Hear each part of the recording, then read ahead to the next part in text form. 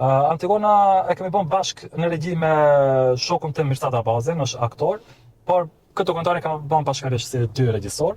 Dhe në komunën e Likovës janë 11 fshatra ekziston një grua e guximshme që është shofere e një furgonit që i lidh gjithë këto fshatra. Okay. Do thotë nuk është e veçanta vetëm se një grua e vozit. Jo, ajo ishte po është e grua veçanta, vërtet që është edhe e veçanta që 11 fshatra në komunë lidhen përmes një grua. një gruaje, do thotë se mungon transporti publik. Antigona na ka inspiruar si historie, unë vjen nga fshati Supçan, njëjtë edhe Mirsadi, ne kur kemi qenë edhe më të ri jemi vozitur me atë kohë për me shku te një familjar tjetër. Ose në shkollë, ose ku di. Po, e di se edhe shumë nxënës janë vozitur edhe me atë komb.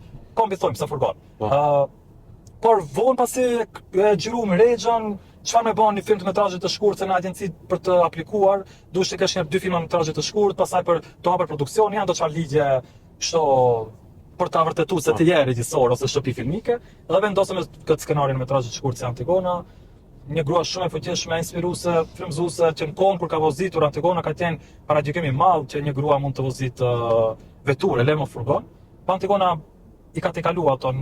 Ajo është pikërisht shpëtia te ajo se nuk i ka dëgjuar njerëzit çfarë flasin për to.